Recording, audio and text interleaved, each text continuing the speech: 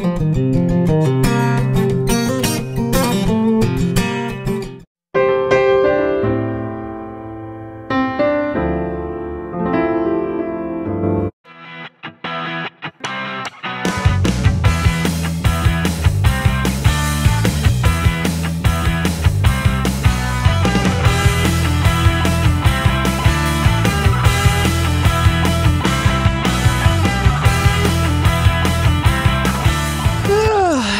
morning. Wow. Oh, good morning. Are you? Good morning, Jay. Wake up. I'm good. Wake up, right? Yeah. Nice and early here in New York City, in Astoria. Beautiful day. Beautiful Introduce day. yourself. My name is Billy Conahan, on the set of On a New York Morning. Early in the morning. Early in the morning, indeed. That is the truest statement I've heard in a while. Yeah, we're just here in Astoria. We're having a great time. We're excited. It's the first day of the shoot, right? Day number 1 of 2. Yep. 1 of 2. Yeah. And yeah, hopefully they're not all this early. Yeah, me neither. I'm gonna have to talk to our boss and find out what's going on because the higher ups. Yeah. Your next song's got to be New York Evening. Yes. New York Evening. On a New York Evening, live from Ontario. We were actually saying that. Couldn't it have been New York Sunset? Yeah. Couldn't he just work it out? Much easier to wake up. But go to sleep. Go to sleep. Yeah, That'll exactly. be the chorus. Exactly. Well, very excited because actually, New York Morning is. I think it's going to be a big hit for you. I think it's very poignant. And you guys are going to get to know a little bit more about it because not only are we going to have the world exclusive here on Grace NYC Network, world exclusive. World. But we're also going to be able to actually have Billy very soon. He's going to be performing and we're going to be interviewing him later on. So it's going to be a lot of fun. And so this was just a little sneak peek, a little tease, if you will, of what you're going to expect. And also anything else you want to say, a little shout out, whatever you want, because it's too early in the morning for me to interview. Just so you know. No, it's too early for me to answer.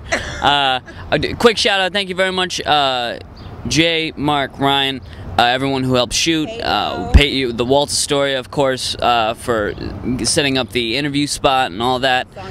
Song G. The Waltz as a whole, you can't forget him. New York City and Occupy Wall Street. I think it's back, 2012.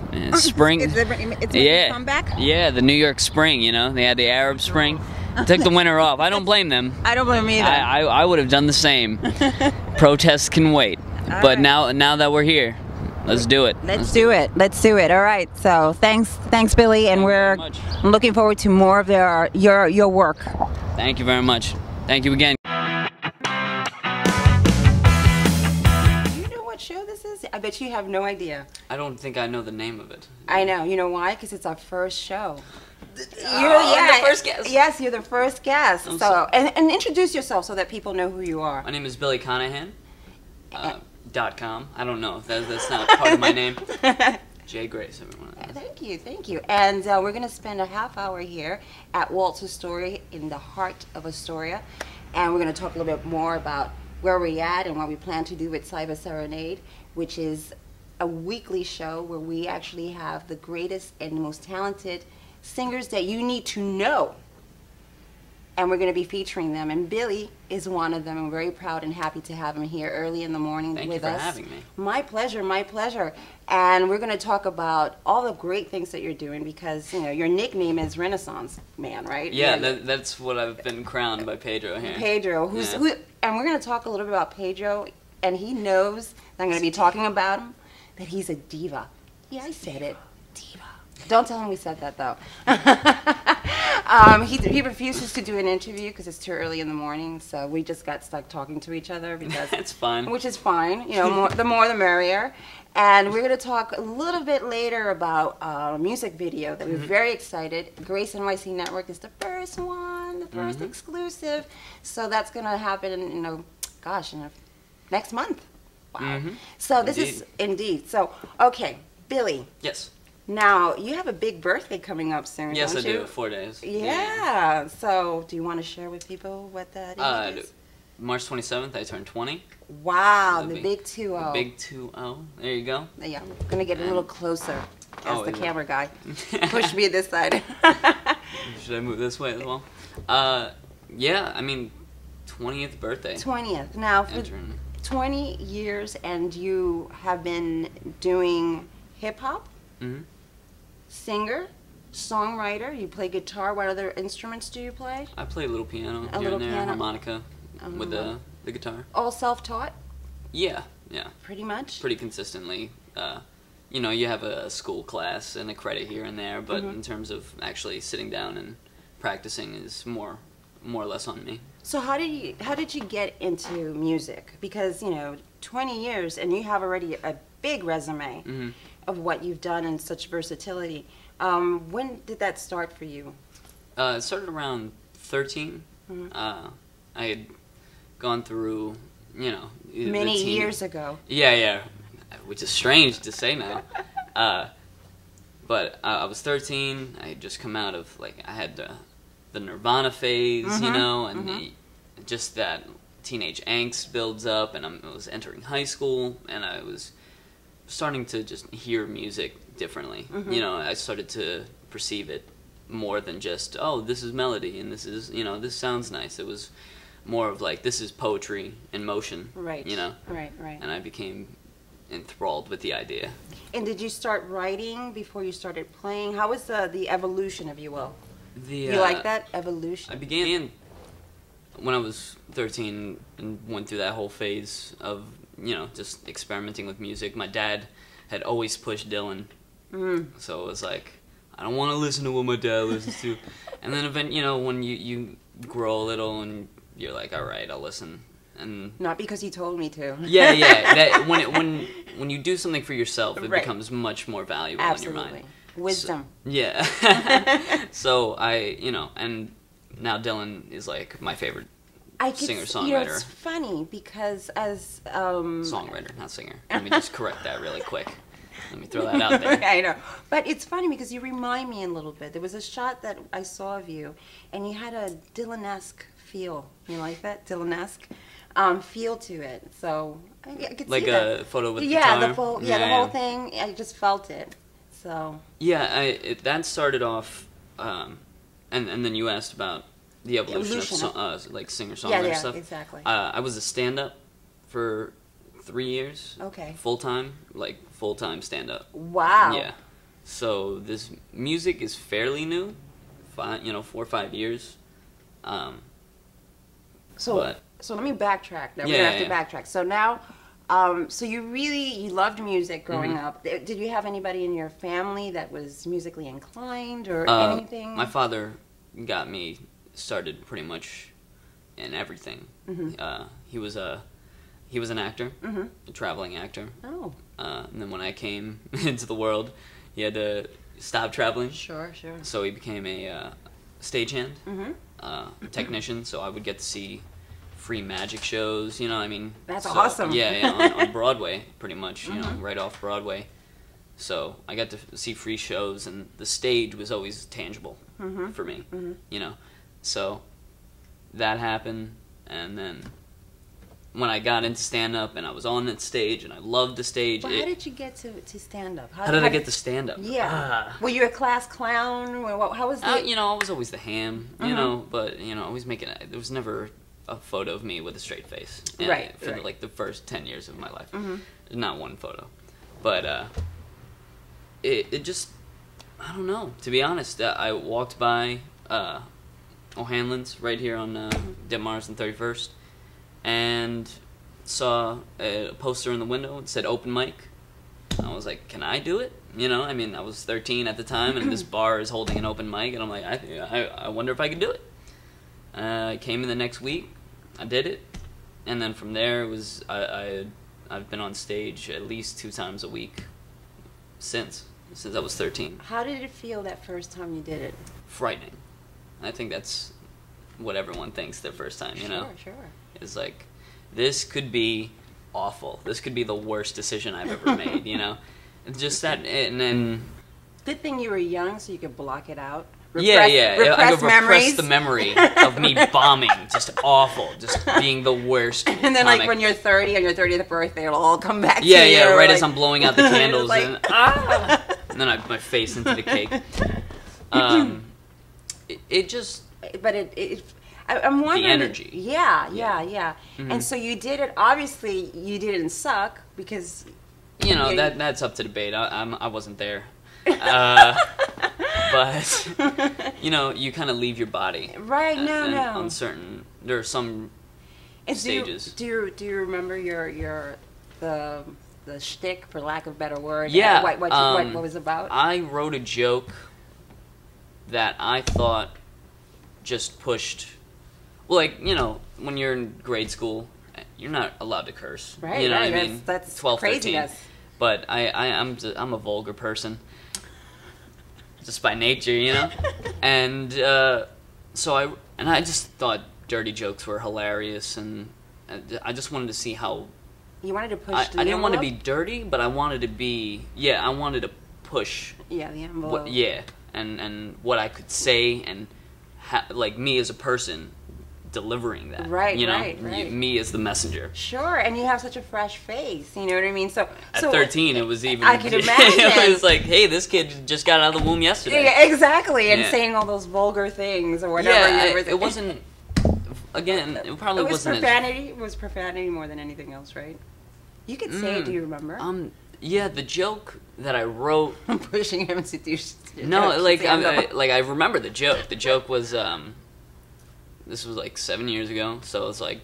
Disclaimer. The Catholic Church was going through plenty of controversy, still is. Yeah. Which is still relevant. So that joke is still relevant. Right. I mean, it was like I don't think priests are sick. I think kids grow up too hot these days.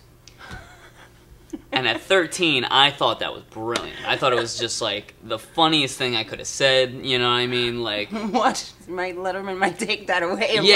No, I'm not allowed to do that anymore. I mean, I'm too old for that joke now. But I mean, I think it like when I was 13, 15, 16, and I did that joke, it was like poignant to me. You know. Yeah. And then from there, it was like writing one-liners and then developing a joke. Mm-hmm. And I was like, oh, there's a craft to this writing thing. And then. There's a formula. It's not an easy thing. It's not easy to make people laugh. That's why I think it's a gift when people do it naturally. Mm-hmm. You know, too. I don't know how it really came about. Mm-hmm. You just start writing, you know, and you don't understand it. Did you always like to write?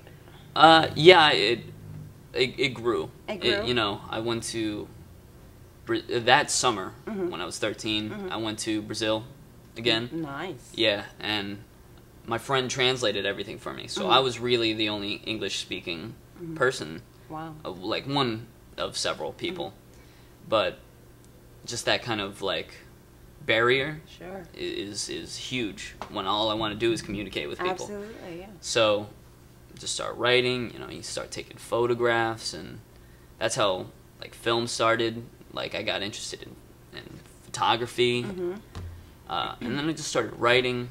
And whatever it was just random ramblings, you know what I mean? But it started to make, I would read back on it and be like, oh, these are kind of saying something, you know what I mean? As subconscious as it may be. And I just try to develop that kind of like, what I want to say, but how I also... Deliver it. Yeah, deliver it. Right. Exactly. And also, you know, so that people get a full understanding why, you know, you're the Renaissance guy, is because obviously there's a lot of facets to you. Right now, this moment, you are focused on your hip-hop. Yeah, which is so strange, isn't it? It's just the strangest phenomenon to happen. I've come a long way from stand-up, certainly. I started the singer-songwriter stuff, and that's when I got really heavy into Dylan and Bright Eyes and Mountain Goats and all those kind of bands. Because I thought they captured the human condition very well. And then I heard one or two hip-hop songs here and there, and I'm like, oh, these are great songs. Like, this is just fast poetry to set to, like, a beat that creates the atmosphere. And I was like, that's music. That's perfect. You know what I mean? Combining poetry and rhythm. Right. And I was like, and that definitely, appealed to it definitely grasped me. Because I remember, you know, being a kid in the 90s, you hear the music. Sure. You just don't know the music. You know what I mean? Like I know. everyone knows. It's like a soundtrack to your life, but you're really not really actively participating in it because you're too young to do so. Like I remember being in the back seat and Lauryn Hill coming on. You know what I mean? And that thing. You know what I mean? Like when you're a kid, you don't. Right. You're not hearing. Right, you're not right. The lyrics. Exactly. You're hearing the rhythm. You're moving. And right. If you like it, you like it. But if you don't, I just remember that, and I was like, now that I hear the lyrics, you know, there's probably so much I missed. Had friends introduce me to like, oh, you listen to hip hop? Oh, you should check this dude out. You should check this dude out. And from there, it was just this endless catalog of, you know, 90s era rap that I just absolutely fell in love. And there was plenty. Yeah, I mean, and most of it is good. The majority of 90s hip hop is fantastic. So I just dove in as hard as I could. And we're going to take a break right now. We'll be back with Cyber Serenade.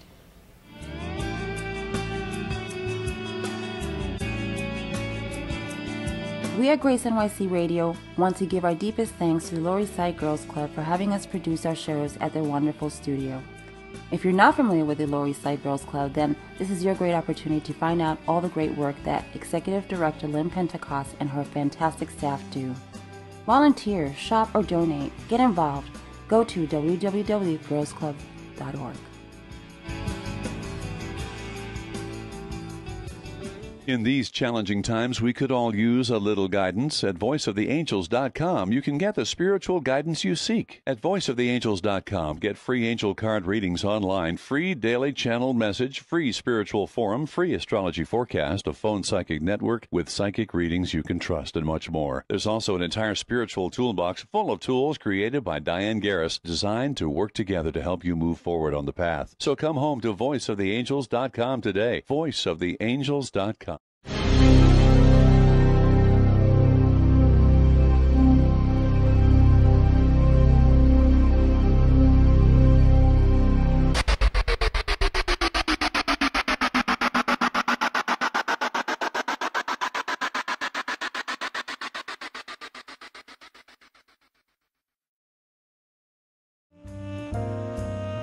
Mailboxes, etc. at 295 Greenwich Street in Tribeca has been providing Tribeca with a wide array of products and services, everything from mailbox rentals, packing and shipping supplies, and mailing and business services since 1993.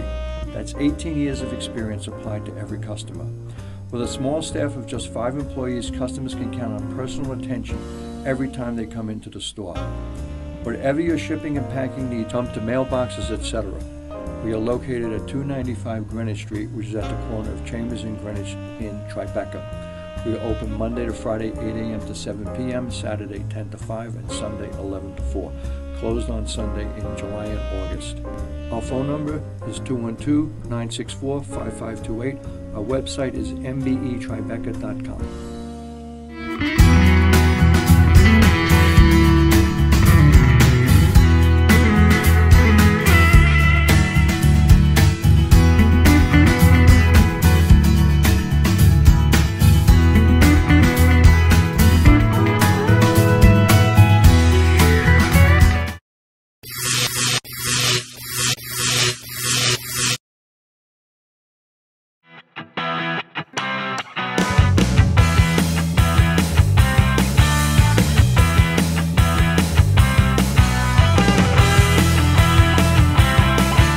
Of Astoria, Queens, New York, just for those who don't know.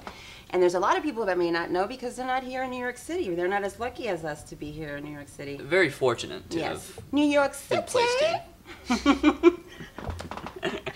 I had to do that. It's too early. It's too early. New York City in the morning. And it's a nice segue because you wrote a beautiful song, and it's hip hop, about waking up. And not only in New York, but you sort of meant wake up to the world. Yeah. And so talk to us a little bit about that, and we're going to backtrack a little bit, but I wanted to sort of, On a New York Morning, produced by Baron of Red Clay. It came about, I had the second verse of the song I had written maybe a year ago, you know, and it was a really good verse, and I just had nothing. Like, there was a certain part where it just got sloppy, and so I had that verse, but what I was saying was, I thought was relevant. Something about how it seems like the U.S. just gets itself into wars that it can't really get itself out of. Right. And I just felt very, like, as someone, I think I was getting worked up because I was like, oh, I'm 18. Right. If they instate a draft, I'm like... It's real. Yeah, no, it was a very real feeling at the time for me. I was like probably 16, 17 when I wrote the second verse, the beginning of the second verse. And then all this Occupy stuff happened, getting older when you, like, see the facade of all your figureheads kind of disappear, and how startling that is. You know, when, like, I saw Obama get elected in the auditorium. You know what I mean? We sat there. Like, I did a stand-up show at the beer garden, the Astoria Beer Garden. Oh, yeah.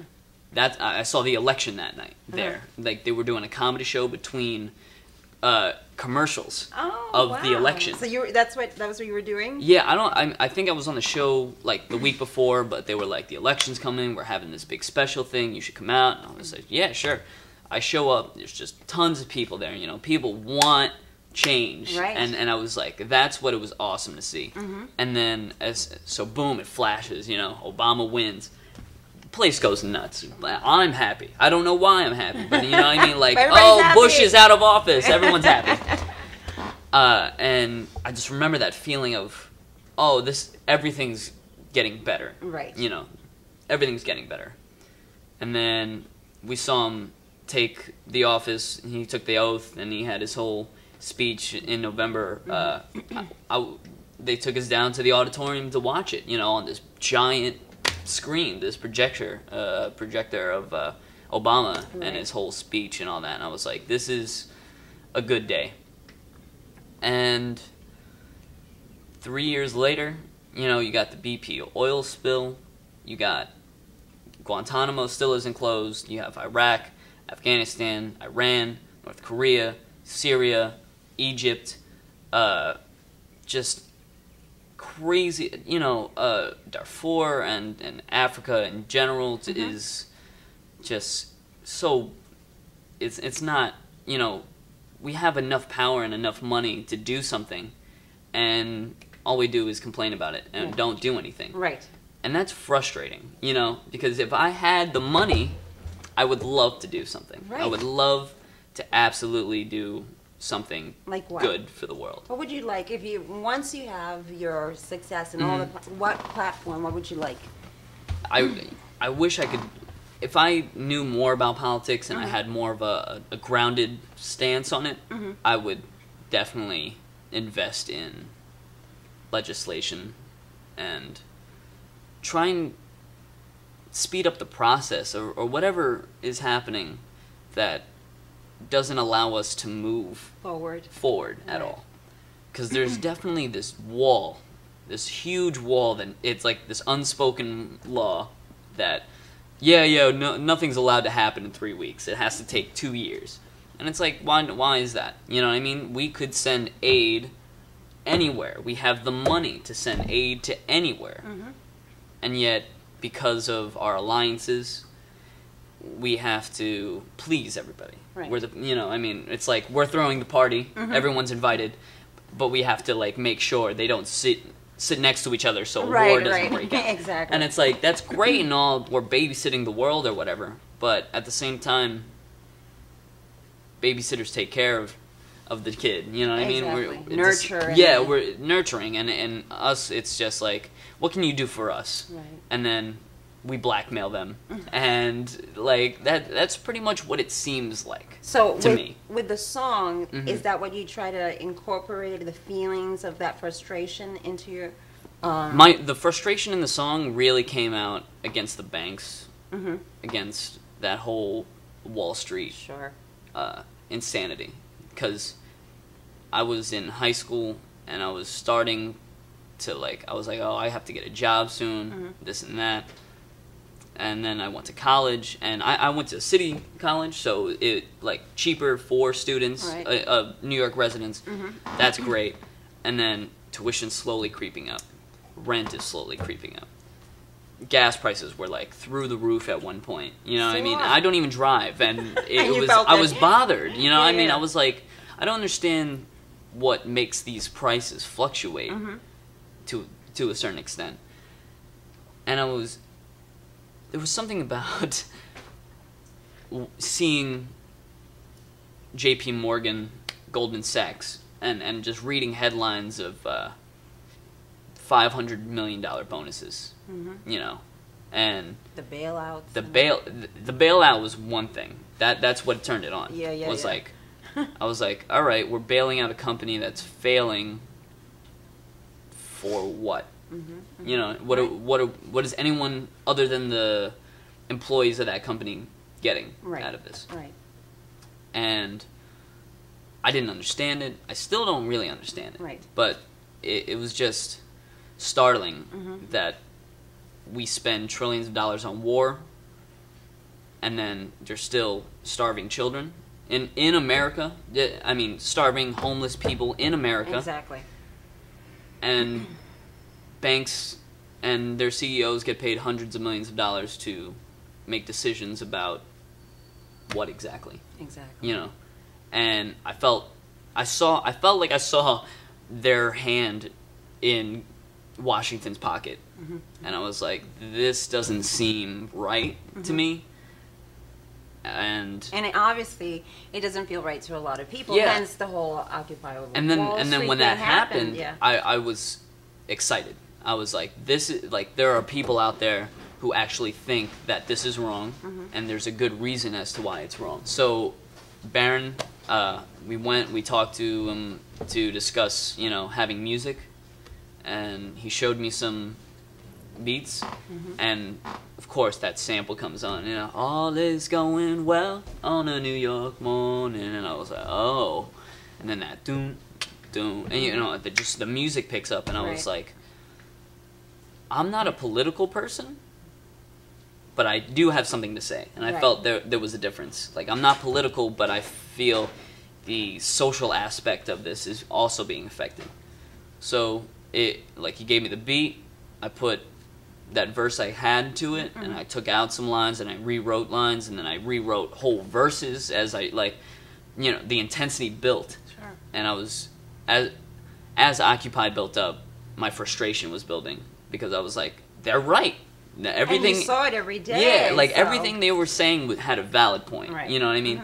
If they're not the most, if they weren't correct, they proved a good point. You know Right. what I mean? It was, and I found the principle to be very strong. And is that how you get inspired to write any of your work? Yeah, anything I've ever written is really inspired by my life. You know, I mean, Your observations. You know, I mean, it's. I feel like everyone like that's kind of a cop out, but no, I mean that's how I write is. And the process could be, you know, I've asked this question to many artists, and they'll, you know, I'm always fascinated with how the process is for someone to write a great song, and how long it takes, and it's very interesting to me because most artists have their own different way of doing it, and so I'm sort of curious about how's your process. I write tidbits. I'm always constantly scribbling like a line, or an idea, or a word to rhyme. Or, you know, there's always just that little kicker. But in terms of really hammering out an idea, it probably takes like 2-3 days. Because it's really the mood I'm in. Sure. So I sit there and I'll pluck it. You know, like singer-songwriting stuff, like I pluck at a guitar. Right. And I'm like, oh, I like these chords. I write one verse, and I'm like, here's the theme, and then I just write a whole bunch. Right. And that's pretty much what happens. With rap, it's like, you know, you could talk smack, you know, you could, but I found power in social conscious, like Tribe Called Quest. You know, they're great trash talkers, but they were also socially relevant. Yes, and they still are. They still, yeah. I mean, it's amazing. as much as they're not you know, right. together. Right, exactly. But there's the music. their music is still work. around. People still know exactly who Tribe Called Quest is, and Binary Star. There's like a lot of social conscious, and I felt like I could write that. You know, can bring something. I could bring something new. I can't really speak of like social injustice as a white kid from Astoria. You know, I mean that was never. But as a middle class citizen, you know, with the rest of the middle class citizens, I felt I was being gypped out of like being in the most expensive city in the world. I feel like I was being gypped, which I was surprised at. Right. You know, but I find it just insane how some things are more expensive for middle class citizens and less expensive for like rich people, and then I don't know. It goes on and on and on. Yeah, and it's on. just this infinite cycle of greed, I guess. You know, like we all want more, and I don't blame us. You know, all people want more. There's nothing wrong with aspiring and working hard to do something, and you give me 5 minutes, high five. But it's one thing to not feel like, you know, you're getting your fair share. Yeah. And I think that a lot of people right now are feeling that no matter what their situation is. Right.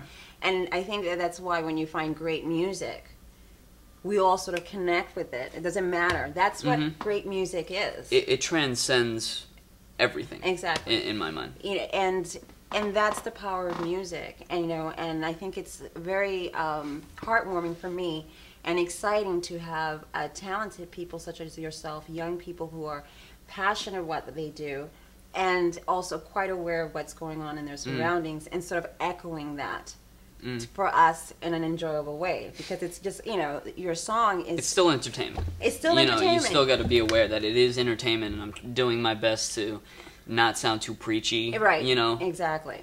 But I was really caught in the moment. Right. You know, that came from a very spontaneous and place. I think that song in a New York morning is I think the theme song for Occupy Wall Street. You know what I mean? That'd be nice, right? Right. But because, you know, I've been listening to it and it's quite catchy and it's very relevant. The words are powerful and I think everyone can identify with it.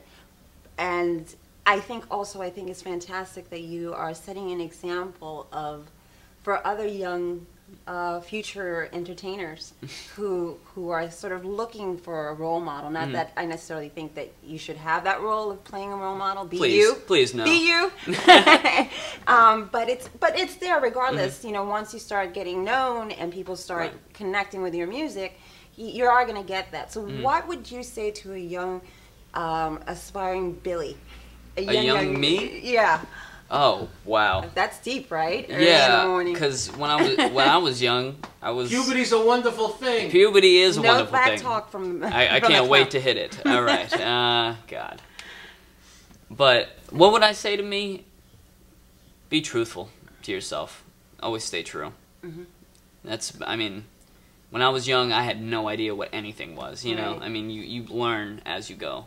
So don't expect everything, because it's not going to happen. Right. That's pretty much, don't expect everything. Expect... The unexpected. Yeah. And know who you are. Because if you're like, oh, I'm the greatest, and you go out and you're like, I'm the greatest, and then everyone's like, you're not really that good. That destroys you as a person. Right.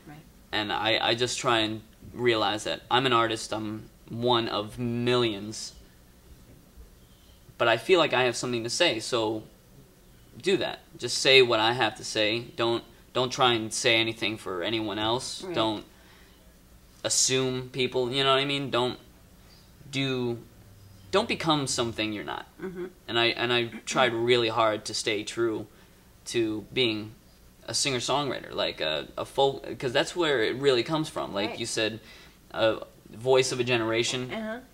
Dylan. I love Dylan. Right. When he was 18, 19, he was writing all these political songs.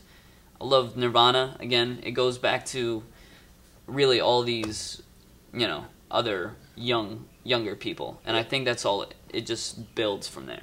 Just take the best of all those people and really try and emulate, not imitate, emulate, you know. Right. Because there is a big difference. Oh, yes. And my question to you, as far as the future, what do you see? I mean, you know, obviously you have a lot of interests, but let us know what you're planning to do, what you're doing right now. You mentioned you do a variety show here. Yeah, I host a variety show here. April 21st. Okay. There you go. Plug away. 8 p.m. Yeah. And what is that about? What is the variety show? Mm-hmm. I create short films, and I had this idea of exhibiting them somewhere, but I just didn't have a venue.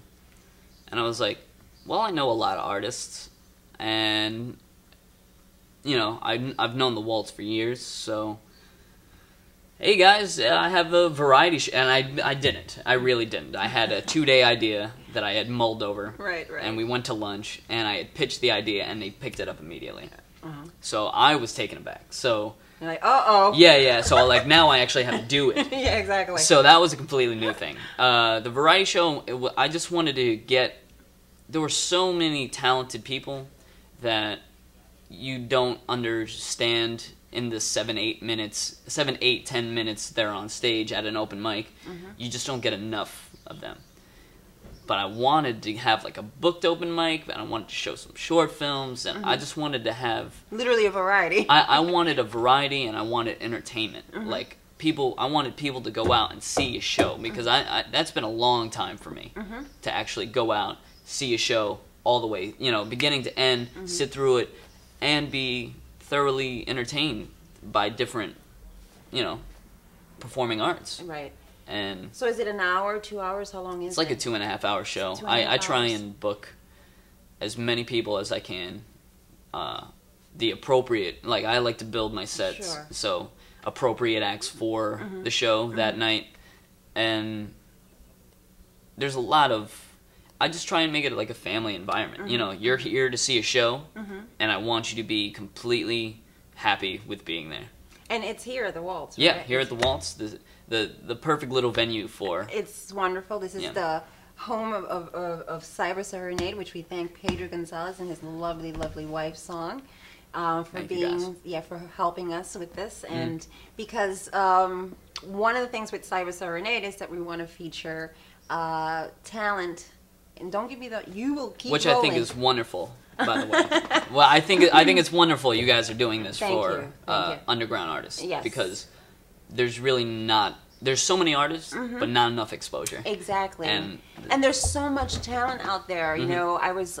This is how we got. It's exceptional. It's exceptional the amount of talent. You know, I had no idea, because you know we've had people say, well, you know, there's no real talent in the U.S. and blah blah blah, and you hear all this understatement. Crap. Exactly. And I was fortunate enough to actually be a judge at the Ultimate Singer-Songwriter Contest. That's how we met. That's how we met.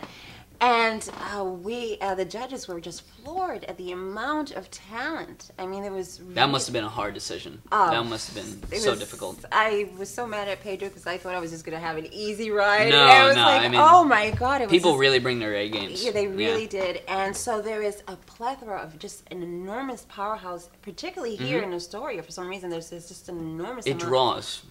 There's an energy. Yes. And so we're fortunate to, like I said, be part of this. I invite you to actually check out not only Billy, but all of the talented artists that they have here at the Waltz, and enjoy a great cup of coffee. What is it that they have now? The mango what? Mango lassis. Check them out, because I'm going to sell them out really quick.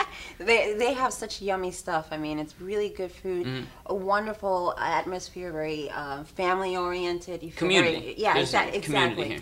And so I think it was a nice blend for all of us to sort of, you know, get together. Can you believe it? It's almost time to say goodbye. I know. That was the quickest half hour ever. I wish tests could go by this quick. Oh, I know, right?